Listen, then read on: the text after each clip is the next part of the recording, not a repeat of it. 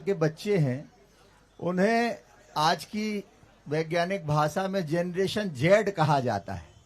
Generation Z का मतलब वे आज इतने डिजिटल क्रांति से आक्रांत हैं कि आज 15 साल के बच्चे के हाथ में भी एप्पल का महंगा मोबाइल वो बहुत जिद से लेना चाहता है।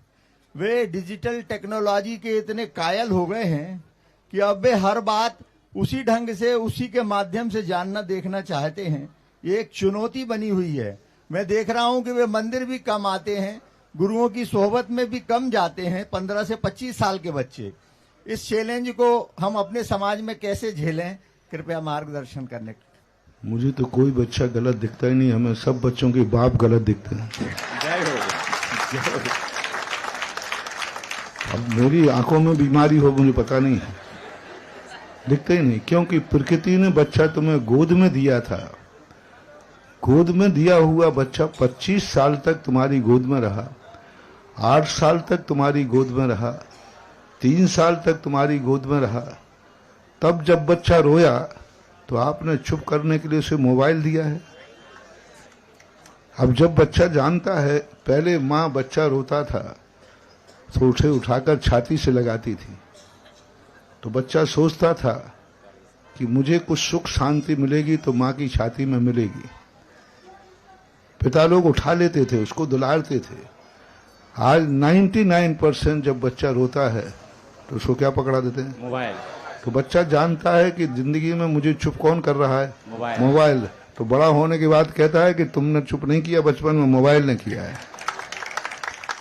हम जिम्मेवारी नहीं समझ रहे। बच्चा नहीं जानता है शुरू से कि क्या चीज है, उसको हम संस्कार दें। उसके सामने हम दिन भर बैठे मोबाइल चलाते हैं, बच्चा चुप कैसे बैठ जाएगा?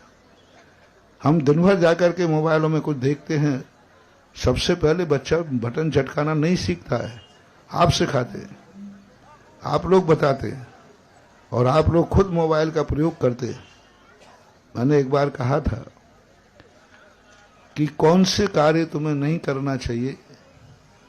अभी मुराजी में कहा था, आप अपनी संतान में कौन से दुर्गुण नहीं चाहते हो, कौन सी बुराइयां मेरे बेटे में ना हो, वो लिखो। तुम्हारी जिंदगी में नहीं कह रहा हूं, तुम्हें तो जो करना है सब करना। बेटे में कौन सी बुराई नहीं होना चाहिए, जो बुराई बेटे में ना हो उसके नीचे एक नोट लगा देना।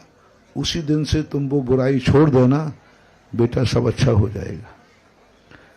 बेटा जब हमारी गोदी में रहता है तब हम ध्यान नहीं देते। बेटे को आप 5 साल पाठशाला भेजिए। 5 शुरू में जब बचपन में वो बड़ा होता है छोटा सा, उसको आप धोती दुपट्टा पहना करके गुरुओं के पास आहार दिलाइए। आप जब वो छोटा होता है उस समय रात में नहीं, आप दिन में भोजन कराइए। जब आपकी उंगली पकड़ के चलता है तब कहिए कि ये चीज कितनी गलत है। आप उस समय बच्चे से कहते हैं जब वो एक बार स्वतंत्र होकर के बिगड़ जाता है। बिगड़े हुए बच्चे को सुधारना बहुत कठिन है। बिगड़ने के पहले सुधार दोगे तो बेटा जिंदगी भर सुधरा रहेगा। 99% माता पिताओं की गलती है। आप एजुकेशन में ऐसे स्थानों, तो मैं मालूम है कि वहां वेज नॉन वेज दोनों हैं। आप खुद हॉस्पिटल में भर्ती करके आए, फिर कह रहे हो बेटा नॉन वेज हो गया और नॉन वेज खाने लगा। आप खुद बेटे के लिए क्या थे? सबसे पहली पोशाक जब बेटे को पहनाई थी, बेटे ने पसंद की थी कि बाप ने? पहली पोशाक, पहला रूप।